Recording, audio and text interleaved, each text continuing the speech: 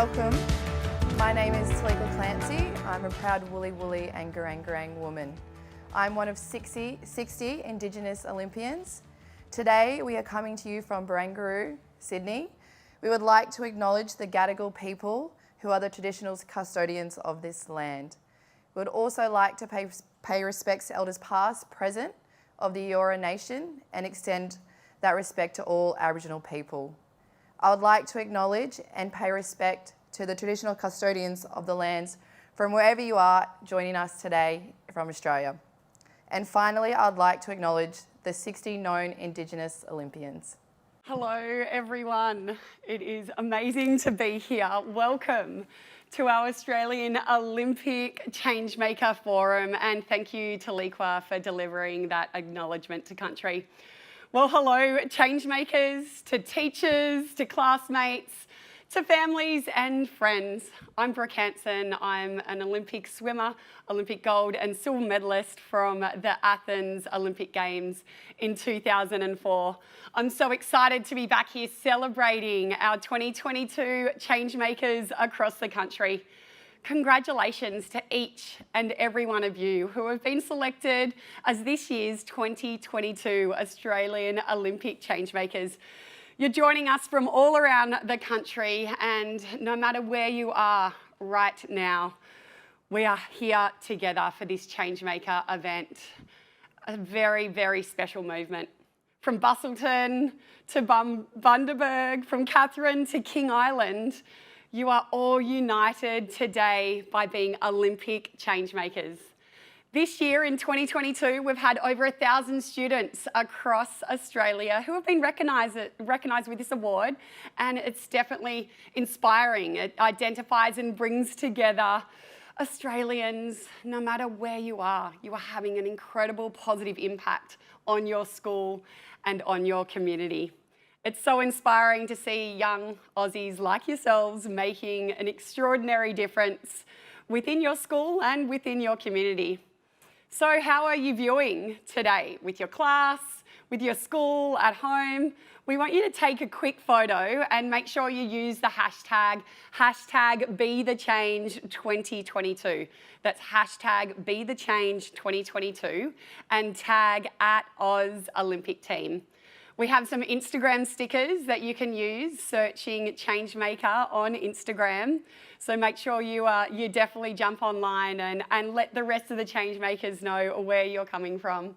What a difference a year has made. Travel is back, sport is back, and live audiences are back. We are so excited to have a live audience with us today.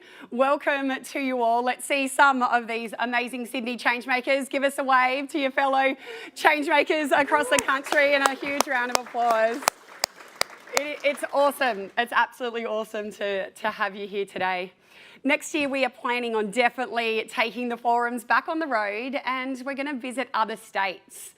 So we want to make the Changemaker event that whole live Olympic experience, and we look forward to taking it back on the road. Today we are thrilled to be coming to you from Meta Facebook, state-of-the-art studio in Sydney, Barangaroo. This is our chance to celebrate all of you. The forum is our way of giving back and giving something back to you all, to congratulate you on your fantastic work and also inspire you to continue to be changemakers. To provide some of that inspiration, we are absolutely thrilled today to welcome some awesome, amazing, absolutely incredible Olympians who have joined us, taken time out of their training schedules in the studio today with us, and we'll hear a big round of applause from everyone here. Taliqua Clancy, beach volleyball. Cedric Dubler, Decathlon. And Gronya Somerville, badminton.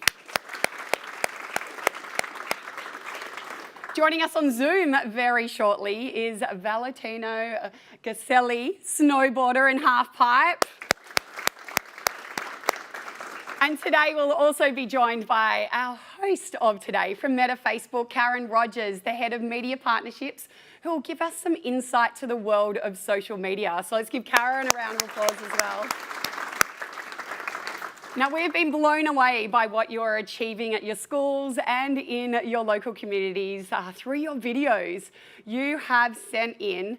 We have seen virtual challenges, we've seen equality initiatives and fun runs, we've seen you doing bike rides to raise money for charities, coaching groups with language barriers, access and inclusion space, working with students with a disability. That's just a little sample. There is so much more. It's not too late if you haven't done your video. It's not too late to send a video in to be considered for the National Summit. More on that later, but let's have a quick look of what you've been up to. Hi, I'm Mitchell Brace on the Gold Coast. I'm very grateful to have been nominated as an Olympic Changemaker. My name is Keenan Davis. I'm Lexi White. My name is Christian Lane Krebs. I'm Gemma Payton. I'm Grace Hasler, and I am an Olympic changemaker.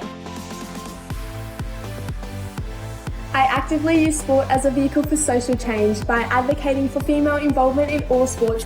I'm able to pass on my experience and knowledge through mentorship and coaching to all members of the community. By inspiring others to make a positive change in their life and find their purpose. The power to making change is the ability for me to drive people as well as motivate them to strive for their very best.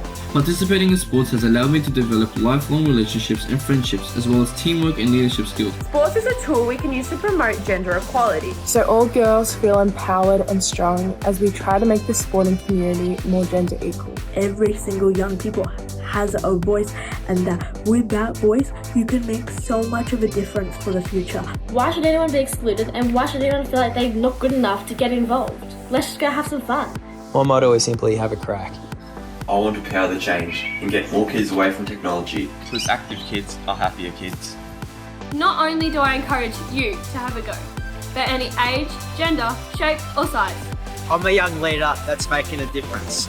Let's power the change together. This leaves us, the future generations, to power the change. Olympic Changemaker.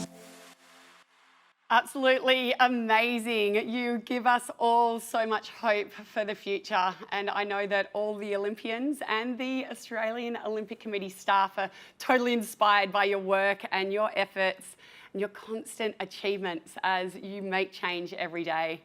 We have also listened and heard what's important to you, and it's sustainability, Indigenous health and wellbeing, gender equality, diversity. They're just a few of some of your passions of where you see there is positive changes to be made in the future. These are also shared with the AOC, and we'll share some of the AOC initiatives with you during this forum. 2022 has been jam-packed with sporting events, and how good is sport? It's been fantastic to see so much sport happening around the country. 2021 saw the world come together for the Tokyo Olympic Games, and then this year again we were united by the Winter Olympic Games in Beijing. Australia is really making its mark in the winters, and Beijing was our best winter games ever. For me, I guess the water and the swimming pool is where I find my comfort zone. It's my safe space. On the slopes, it's completely different. It's a completely different story. I totally look in awe of all Winter Olympians. The skill, the courage, the extreme sports they're doing daily. It's extraordinary. They're amazing athletes, and we are delighted to have one of them join us. Before I introduce him, let's take a minute to look back at some of the highlights from Beijing. It has been an incredible experience. No words can describe what the Olympics are like. So just being here, experiencing it all. Up on the big stage, it's the experience that you dream of. Everyone in the Australian team, there's such a great bunch of humans, and I honestly think it's like my favourite part about the games. This is what it's supposed to feel like. This is what the whole thing was supposed to feel like. There's no reason why we can't be competitive on the world stage.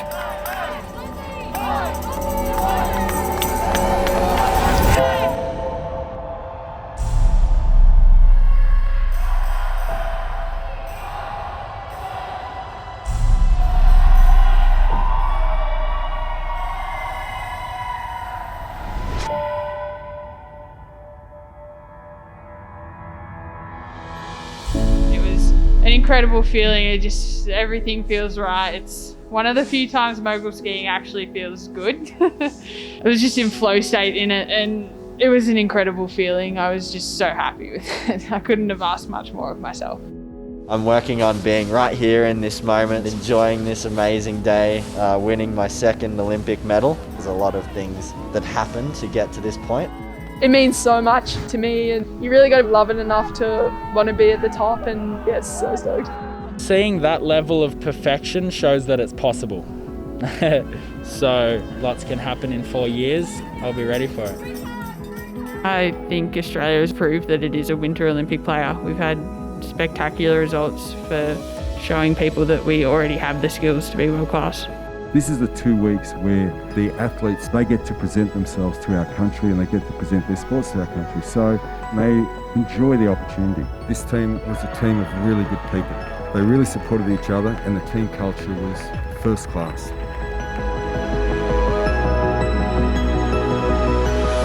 To my fellow Beijing 2022 Australian Winter Olympic team members, the rest of the world has been put on notice. This has been the most successful games for our Australian Winter Olympic team, and I'm so proud of this moment and I will cherish it forever.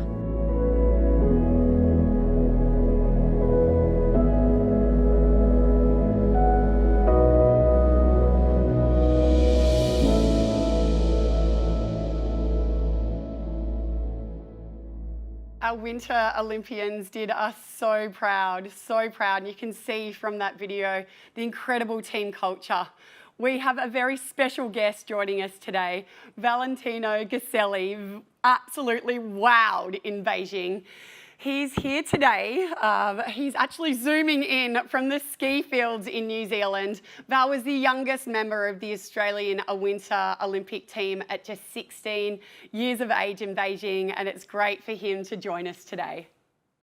Val, thanks so much for joining us today. It is absolutely awesome to see you in your element.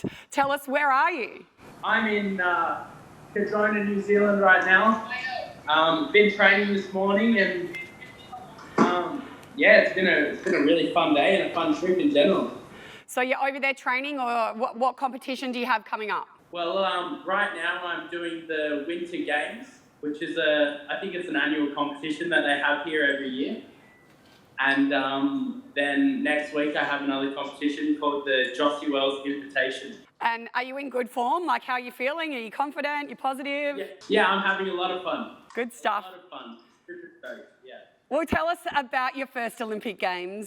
Talk us through what it felt like to become an Olympian. That's been one of my dreams for a very, very long time. So to achieve that, and so early in my career, I'm super happy to have done that. And I had a really fun time there with the whole team. And I think Team Australia did an amazing job there. So yeah, looking forward to the next one. So what was it about being part of the team? What was your favourite part of the Beijing Olympics?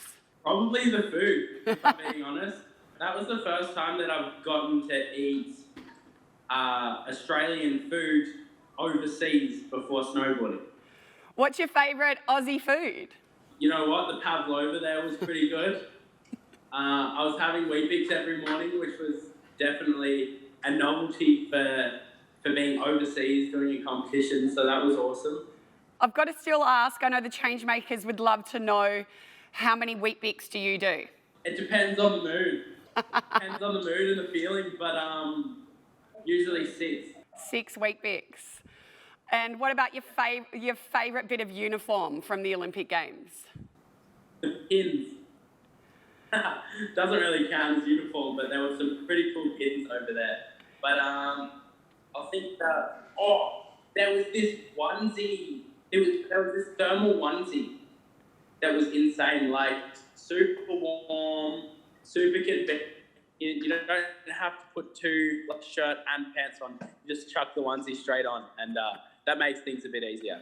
Oh, good stuff. So a onesie and the pins, of course, swapping the pins with all of the other countries that are competing at the Olympics. That's always a favourite thing to do. Now tell me, you're from a small town, Narooma, on the south coast of New South Wales. Then you went to the biggest sporting event in the world. What initially sparked your Olympic dream? Well, I've been snowboarding since I was 3 and from a very young age, just loved it and wanted to do it for the rest of my life. And it's something that I've always wanted to do since I can remember. Well, our theme for the 2022 Changemakers is Power the Change. And we know definitely that's something you do every day. Do you have some advice for our Changemakers today? Yeah, well, just put your heart into whatever you're doing and, enjoy it, because we don't have a super long time on this earth. So we have to enjoy every moment. And there's ups and downs always with everything we do, but to just ride the ups for as long as you can and get out of the downs ASAP. Awesome advice, champion. So good to join us today. We really appreciate you taking time out of your training program, and we wish you all the best over the coming season, but more importantly, in the lead up to the next Olympics. We can't wait to see you in the green and gold again for the Australian Olympic team. No, thanks so much, Brooke. What an absolute legend Val is. So great for him to join us today from the slopes in New Zealand. Well, I'm continually inspired by everything that our Changemakers do. So let's see some more of what you've been up to in 2022. Phew, that was a fast rep. And it looks like I got about a minute, so we better get started. Hi, I'm Valentino. My name is Rory Bradshaw. My name is Brenda Christie. I'm Arabella. I'm Jack, and I believe I'm an Olympic changemaker. I power the change of individuals' mindsets that improving your health and well-being is not just centered upon how you look, rather it's how you feel and being confident in who you are that makes sports such a beautiful asset to our lives. I've undertaken multiple opportunities to coach students from all ethnicities and athletic backgrounds. I try to make a change in my community by helping to coach the under-7s hockey, as well as even being part in the new All Abilities program. My goal is to encourage everyone to have a go at something new and find out what fits them best. I wrote a picture book highlighting the importance of healthy eating and friendship. I'm currently in the process of establishing my school's first ever fitness club in order to foster a sense of community. I started running trainings for the boys at lunchtime for a bit of fun, and this group of boys are now off to state. I show leadership in the community by being a swimming instructor. I am working to introduce a whole school run club. I use sport as a vehicle to improve health and well-being by owning my small business, Chloe's Heat Weeks. I sew and hand make heat packs for injuries, aches and pains. My aim is to take the skills I have refined back to my club and into the broader community. I want to power the change and create places where people can talk about their feelings and in supportive environments. I am willing to help others now as others has helped me. Looks like that's me. My name's Ahmed Rain, and I'm an Olympic changemaker. Thank you so much to all of you who continue to power the change. We did want to show many more, but there just isn't enough time. We've loved watching each and every one of your videos, and thank you for the huge effort to create those videos. It looks like we not only have some sports stars and leaders out there, we also have some great creative minds out there as well. Up next, we have an exciting panel with 3 Tokyo Olympians with us in the Meta Studio. Firstly, Taliqua Clancy, a 2-time Olympian in beach volleyball, winning silver in Tokyo. Taliqua became the 10th Indigenous Australian to win an Olympic medal, Olympic silver, joining some of the all-time greats. Put your hands together for Taliqua.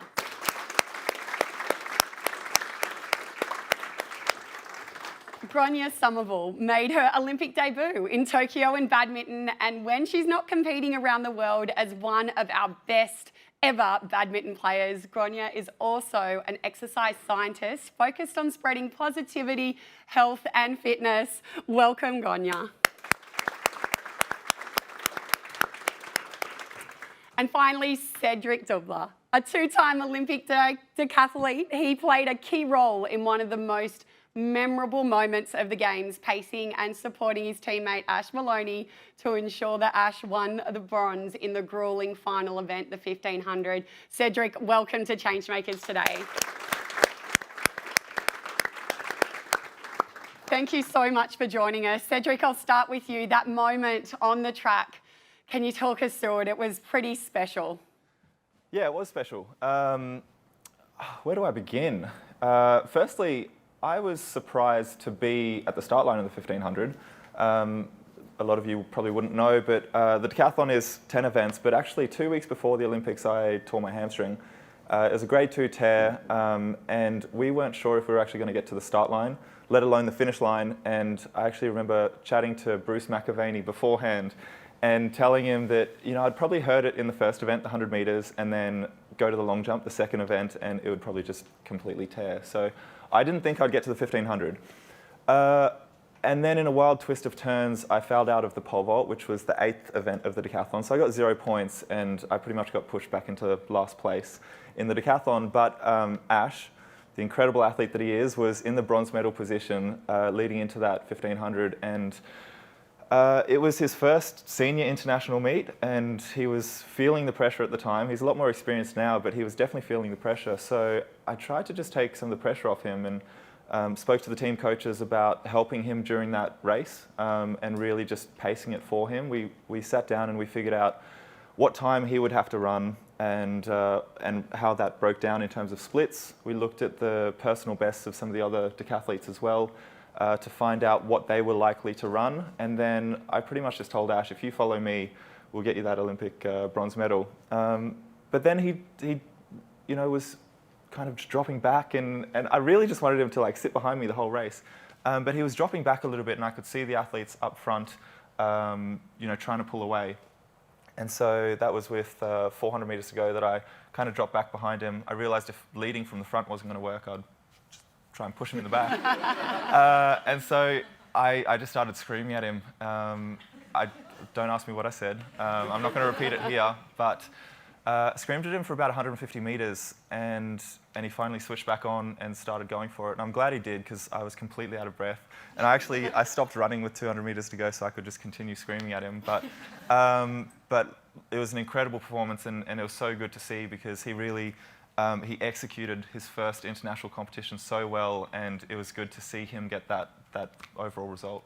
I think it's just what the Olympics and sportsmanship is all about, and these moments, like, you must look back on these photos and just think, wow, that was such a special moment for yourself as an individual, for your teammate, but then to know that you supported your, I guess, fellow competitor in a way. You supported a fellow Aussie to win and get on the Olympic podium.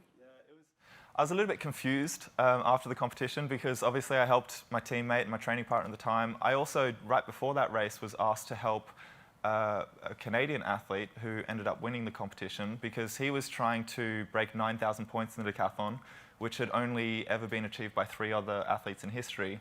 So his coaches came up to me and asked me to pace him during that race, which I had to unfortunately decline, because I was helping Ash, but also mixed emotions, because I also came, I think, dead last in the decathlon overall. So a little bit of mixed emotion, but I remember being out in that empty stadium with a few spectators and teammates and stuff, and just the raw energy in there was just incredible. It was yeah, an incredible Well, feeling. for you to be there after injury, I have no idea how you got through 10 events when you were still recovering. Me neither.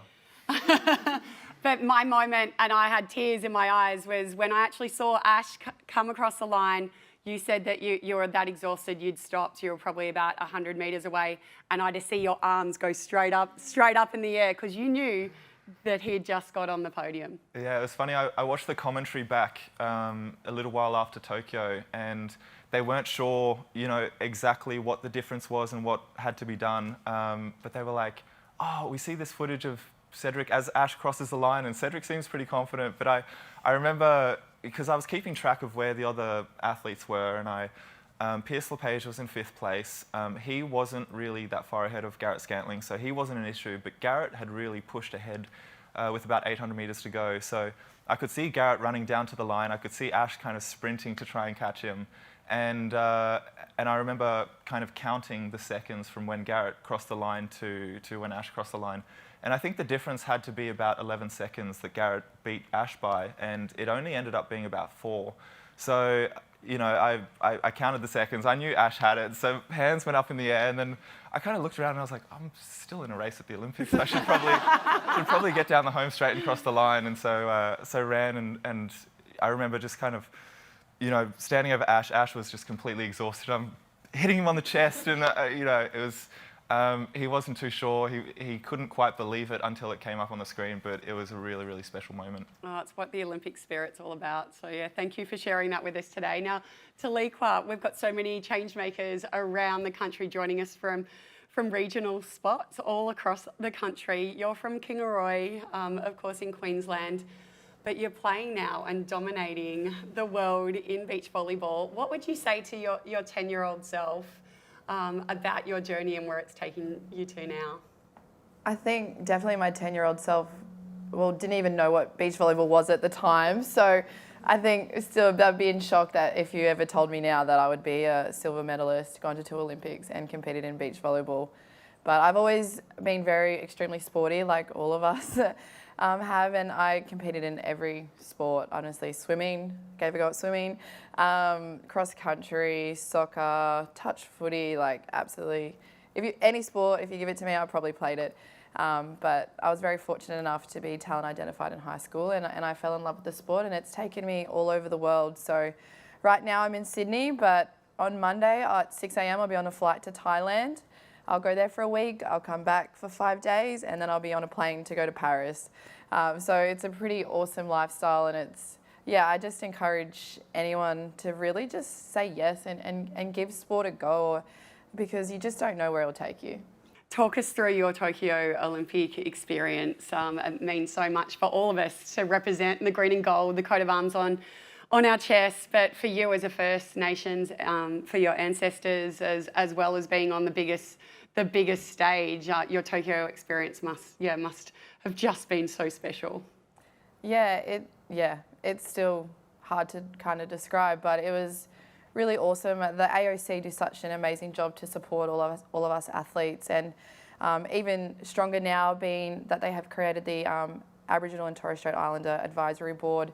So I've never felt even greater support from Rio, my first Olympics, to Tokyo, which was really special for myself, and all the Olympic team really embraced that, which was really incredible. So that was another really special moment which I felt, and obviously having Patty Mills as a flag bearer was just so iconic, and it was really special for me to be a part of that team. But yeah, to compete, like Maria Faye and I, we really have a really great connection, and I hope that you all got to witness and see it. But yeah, the COVID and all the challenges that came with it, and that silver medal really does feel like a gold medal. So we're still extremely proud of what we achieved, and yeah, definitely looking forward to Paris.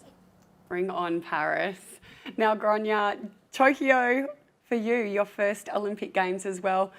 Tell us about your experience. I love seeing those images there, just absolutely pumped up. But yeah, tell us about the Olympics in Tokyo. Yeah, I was just so excited to be there. You know, it was a quiet 2 years leading up to it in terms of international competition. So the fact that it was going ahead, albeit without crowds, it was still amazing. And to, be at the biggest sporting event in the world and to feel like I performed well, and as you mentioned, the Australian team was just amazing. Like the support there, everyone getting around each other, it was incredible. So yeah, I had a great time. And were you similar? Did you try many sports growing up? How did you get into badminton? Yeah, similarly, I had nearly a different sport every day after school. I got into it also through a talent ID program that they were running in Victoria when I was 12 years old. I hadn't heard of the sport before either. And I went to a fitness tryout day where we did a bunch of different tests and played some different games. And then I had a hit at the end of the day with some of the national players at the time. And one of the guys was doing all these trick shots and hitting it between his legs. And I was just like, oh my gosh, this is such a cool game. I think I want to do this for, as my passion and career going forward. And yeah, fell in love with it ever since then. And so take us through some of the training that you do.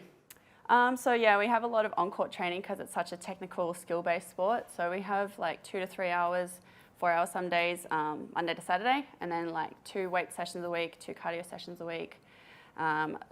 Pretty much all year round kind of tournament calendar, especially leading up to the Olympics. We're just on the road a lot trying to get points to qualify. So it's pretty grueling, but I love it. And were you in the Olympic Village just pinching yourself, going, wow, I'm here, I'm loving every moment? Yeah, for sure. It was amazing to have, just all the different countries around. You'd walk past different flags on all the apartments and bump into, some sporting celebrities around in the dining hall, that kind of thing. So it was, unforgettable experience. Good stuff. Now, Cedric, since you've been back from Tokyo, what's the reception been like? What has it taught you about that power of sport? Because we saw it in the Winter Olympics many years ago with Stephen Bradbury about doing a Bradbury, and now it's about doing a Dubler. Yeah, that saying, doing doublers, it's still a little surreal, I guess, how everything played out. At the time we were just kind of doing our thing, working together as a team, trying to get a performance for the Australian team, and it turned into something that really resonated back home with Australia, and it still hasn't really died down either. I thought I would just kind of disappear into the background and Ash would, get everything that he's achieved and he deserves. But I guess everything just meant a lot to Australia and resonated a lot, especially, everything was happening, the Olympics was happening whilst I think 80% of Australia was in lockdown. And so, there was a real sense of separation amongst everyone. A lot of people said they were feeling quite alone at the time as well. And the Olympics and that moment kind of brought everyone together. So it's also, like, personally for me, it's come with a few perks. I got a free haircut the other day. The barber recognised me. I was flying over to the World Championships about a month ago, and the lady that was checking me in at the Qantas counter, her son follows me. So she spoke to her manager, and I ended up sitting in seat 4F or K or something. Anyway, business class, which I was extremely grateful for. And so, it's come with a few personal perks, which are quite nice. Tell us 10 events. Like I raced 100 breaststroke. It was over and done with 2 laps, 1 minute 7. That's it. That's your Olympic final. But 10 events. I've got to ask you, 1, what's your favourite? And then 2, with your mindset, how do you keep up for 10 events? Okay, well, favourite is pole vault. Just coming in, bending the pole, getting flown up in the air, and then hoping you land back on the map is a lot of fun. It's a challenge, and we kind of prepare in the lead up to really taper off so that we have maximum amount of energy stored in the body, and then we just prepare to go through a bit of pain and kind of just get used to facing that. But we also face that with all the other athletes, and that's why the decathlon is a very special event, because there's a real sense of camaraderie amongst all the athletes. Everyone gets along, everyone helps each other, and everyone supports each other. And I think it's because we're all going through the same thing, we're all tackling the same challenges. We all have better events and worse events, and we know it's just going to be a roller coaster all the way through. So it's a very special event to be part of. 10 events, best, or your favourite pole vault, worst. What's the worst? My worst is the shot put. That thing is heavy. I'm not built like a shot putter, as you can tell, so that's definitely my worst. But probably the one I don't look forward to is that 1500, especially when there's a medal on the line. So I can't imagine the nerves that Ash would have been feeling in Tokyo. The 400 hurts as well, because it's not just about winning the race, but it's about how much can you win by to gain more points on your competitors. So, every event is just full out. We've got many change makers who are athletes, and a lot of them are on the track doing one event. So how do you go from being interested in athletics, or even little athletics when you're younger, to then doing 10 events at an Olympic Games? So I, as you guys did as well, did so many different sports when I was younger. I did basketball and volleyball and cross country and swimming, and I did taekwondo for one training session, and then it wasn't really for me. And in 2008, I saw Steve Hooker compete in Beijing, and I saw him win the gold medal in the pole vault. And so at the time, I was doing little athletics, but I wanted to add another track and field event. So I turned to Mum and I said, Mum, I want to do that. And at the time, she said, absolutely no way. That's way too dangerous. But, as we are young, persistent kids, I finally convinced her, and she found me a coach. And 2 years later, that coach had to stop coaching me because of work commitments. So I found another pole vault coach, And he was like, come try a decathlon. And at the time, I had no idea what a decathlon was. But he kind of brought me along, took me under his wings. And he saw a future in that event for me. So I tried one. I didn't score a lot of points, but he predicted at that point that I would be his greatest ever decathlete, which we achieved. And then Ash came through and has since demolished my scores.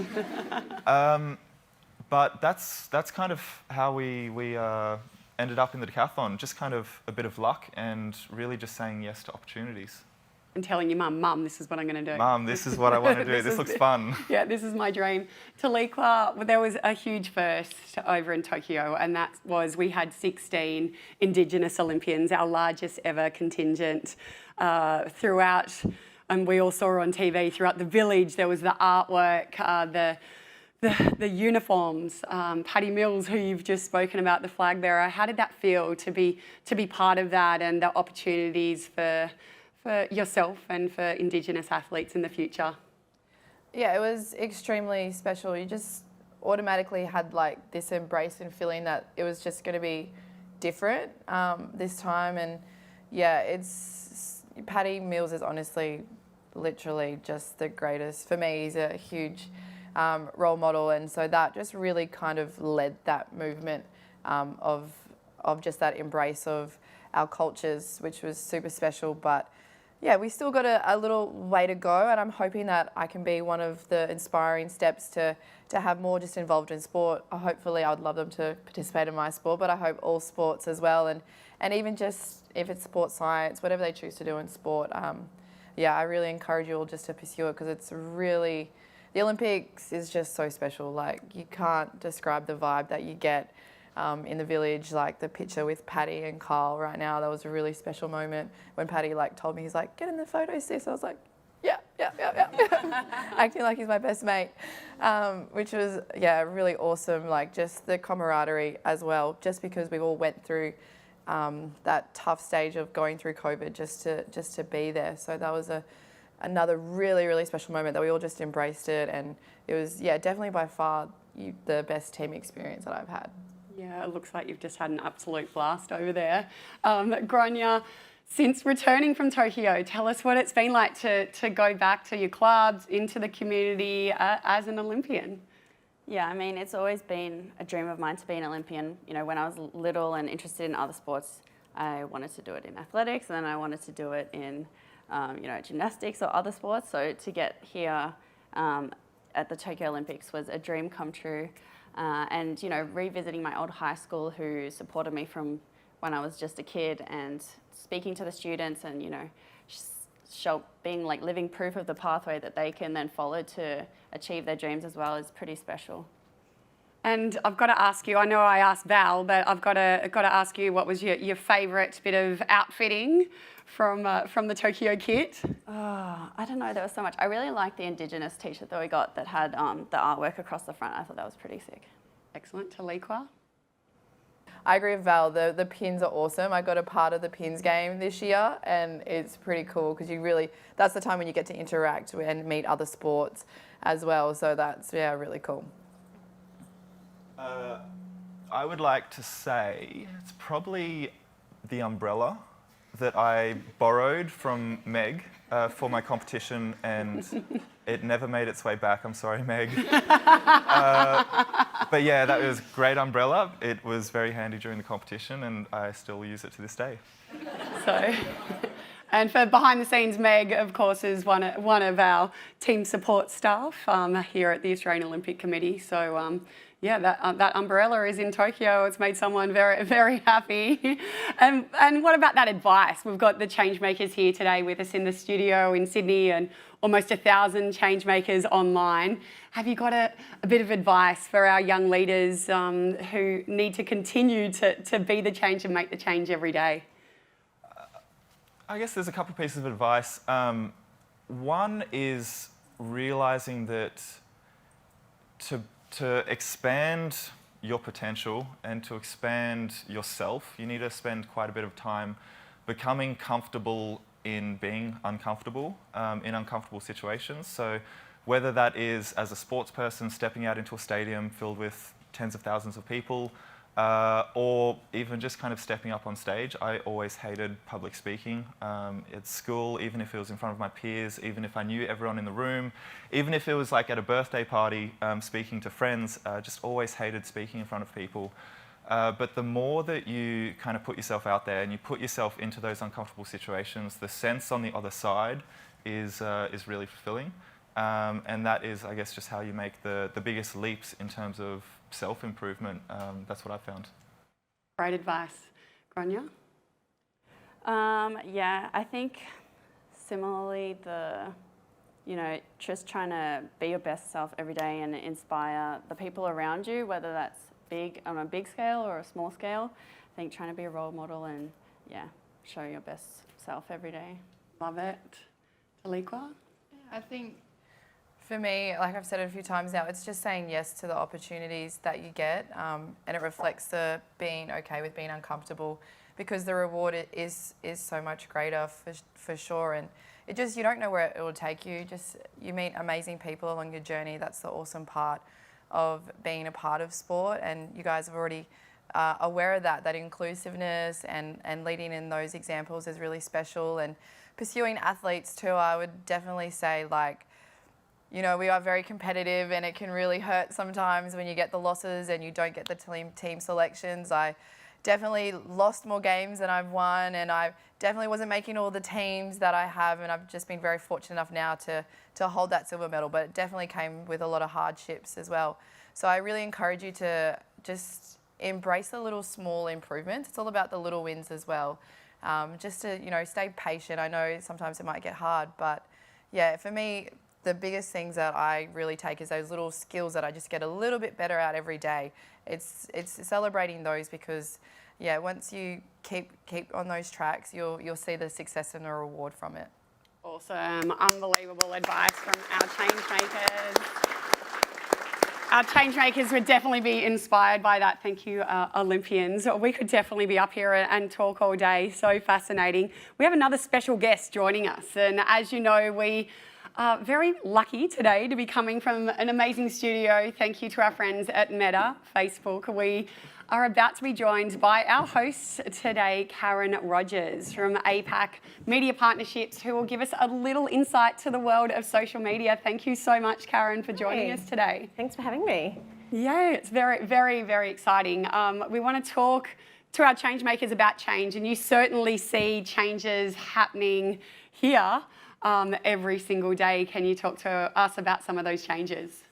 Yeah, sure. So I guess there's two real changes in the spirit of change that we're seeing from a social perspective these days. And one is the consumer consumption has changed significantly. So the average person has 8 seconds attention span, which is pretty crazy. And that's gone down more and more over the last couple of years.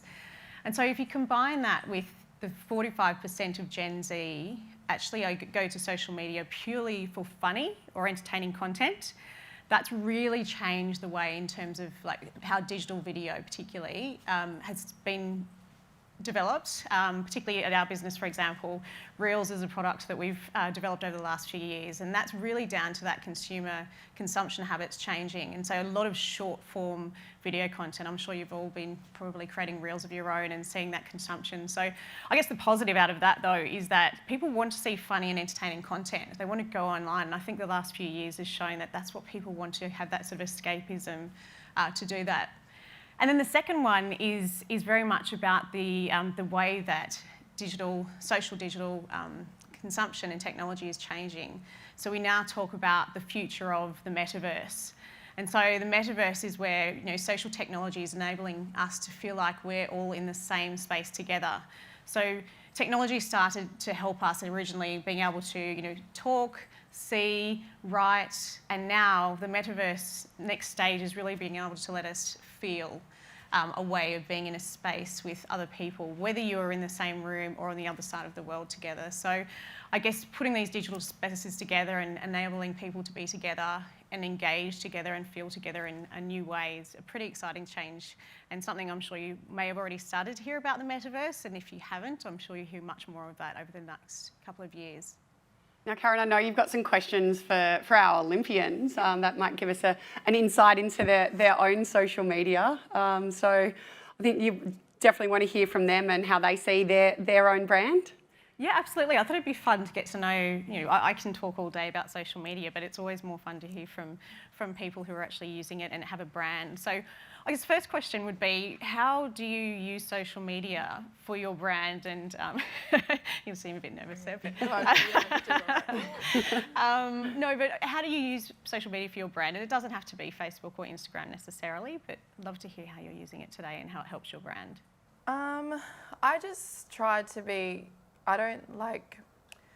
it's more authentic to me. I'm not good at the social media side of things, so I don't really push and see all the health and well-being or training all the time. I just really want to be authentic to who I am, and because I'm not just an athlete, so I show obviously that side of me, but I also want people to know and see the other side of me as well, which actually is very social. I like going to the events, little perks, like Cedric was saying. So when we get to dress up and not always have to be in our kit, that's the side where I kind of want to show that side of me. That's where I kind of use it more as well. But also I do really, as being an Aboriginal athlete, I do take a lot of responsibility of also, hoping to show really good ways of giving back to the community and healthy living. That's really a huge part of what I'm really passionate about, is our community being really healthy.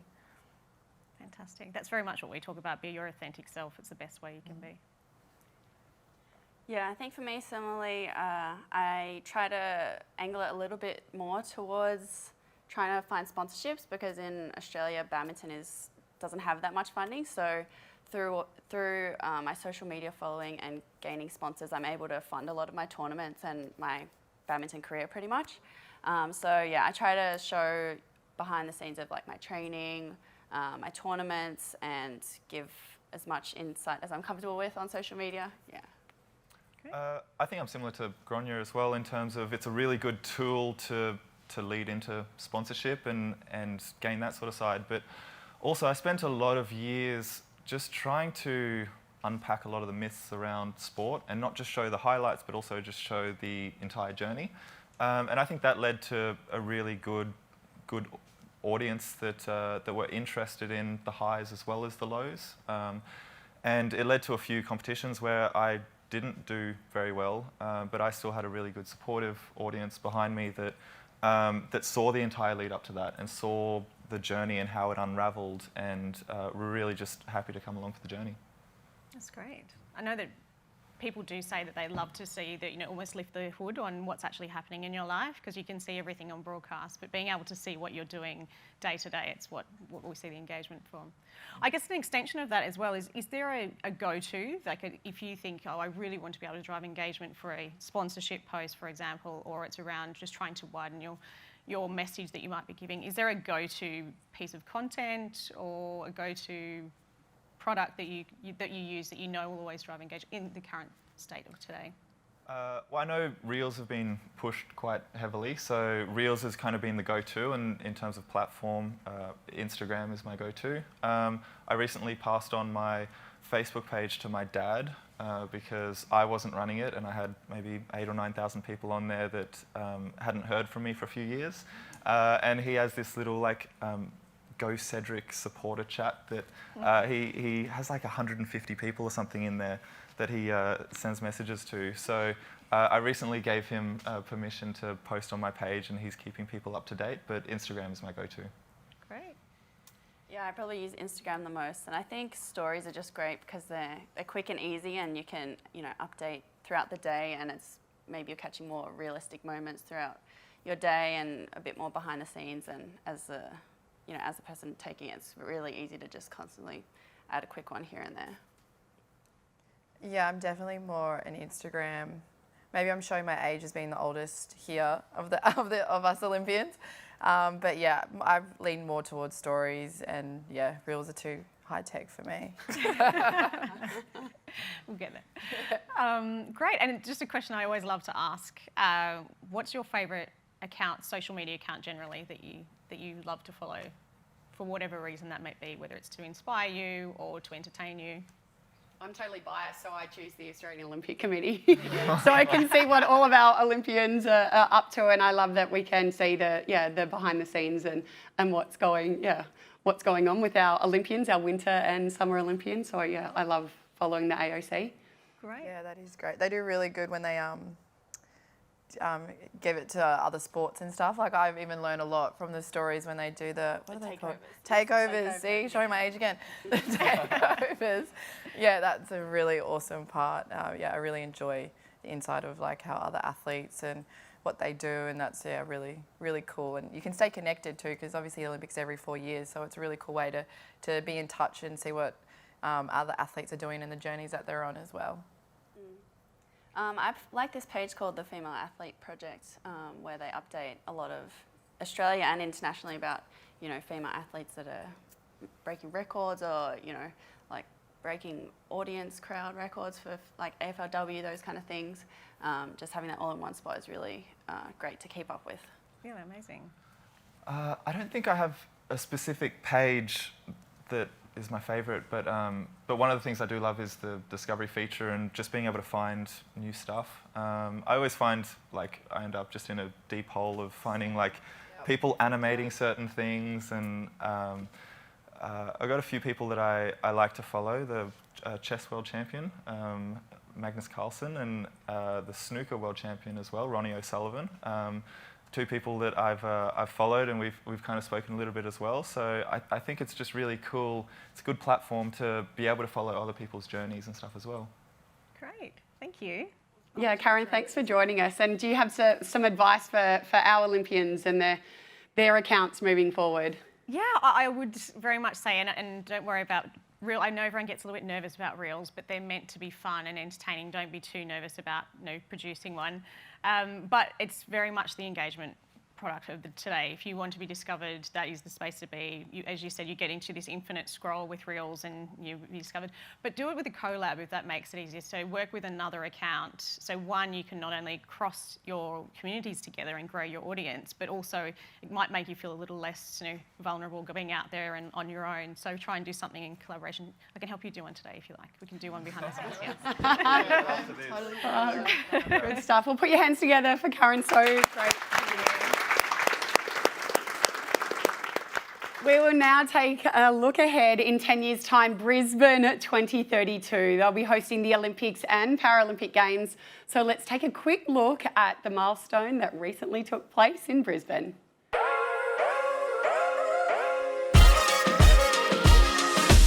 Today, can you believe it, is the start of the green and gold runway, 10 years leading into the opening ceremony of the Olympic Games. So close! Even if you're only here to look at one sport, you can go to all of the different sports and try those out too. My favourite was judo. My favourite was handball. Played fencing. Tennis. I think everyone had a lot of fun today. It's been such an awesome turnout out here, honestly. It's been amazing to see all the different sports. I tried fencing, and even though I got pretty long arms, I think I'll stick to what I'm good at. We've got kids having a go at almost every sport. There's volleyball, there's badminton, there's BMX, there's hockey, there's soccer. It is amazing. The 10-year runway is real for maybe some kids that are here today having a go. So get out there, have a go, and we look forward to seeing you in the green and gold.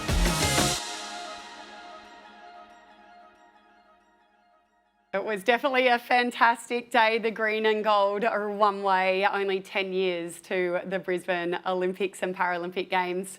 We have change makers amongst you that will be part of it. You'll be organising the opening, closing ceremonies, working for media, the medical staff, working for the organising committee.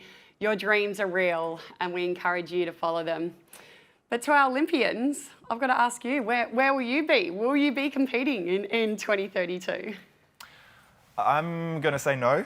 Decathlon's a bit taxing on the body, and by 2032 I'll be 64. Not sure. I'll be old. You'll be coaching. So I would love to be involved in another aspect, probably not as an athlete unless they introduce esports. Not sure exactly where that is or where that sits in the crowd, but I'd love to be involved. And whether that's from a management point of view, from a media point of view, I'll be there. Great stuff. Yeah, similarly, I'd love to be involved. Maybe optimistically, I could still compete at, what would it be, like 37 years old. But otherwise, I'd love to be involved coaching side of it, management, whatever it is. I think I'll be 40, and I definitely will be competing. Yeah, I'll be competing for sure. So, yeah, Maria Faye and I have already spoken to, and we definitely want to go to 2032. And our sport is really great in that sense that you actually can have a really great longevity. And yeah, so these moments are actually even more special because I'm like, yeah, come be my teammate. I want to meet you all. And but you know, that's the dream. But obviously, I'm a Queenslander, so I definitely will hopefully be a part. If I'll be invited to be the indoor team, that's an awesome part of 2032 that Australia gets a team in every sport. So I might be in the European handball team as well. We'll see. But I definitely plan on being competing. Well, 2032 is just going to give so many opportunities for communities, for change makers and for everyone around Australia. We want to thank you all for joining us today and give our Olympians a round of applause.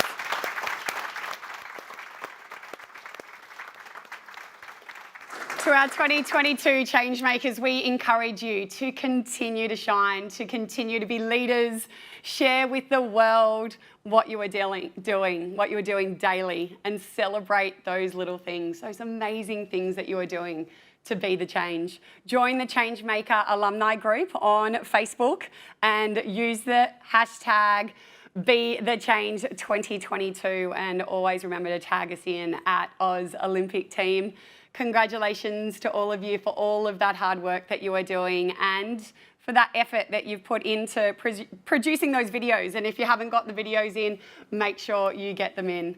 The Olympic Changemaker program is very special to the AOC and to us Olympians. And it's what makes it special is each and every one of you out there as changemakers. You are truly an inspiration to all of us and to our nation.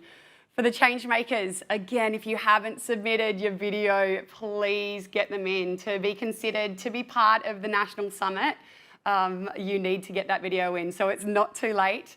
You don't want to miss out. We'll be flying in about 25 Changemakers from around the country to a location within Australia. It's definitely a memorable experience, a couple of days where you can all connect together and meet Australian Olympians.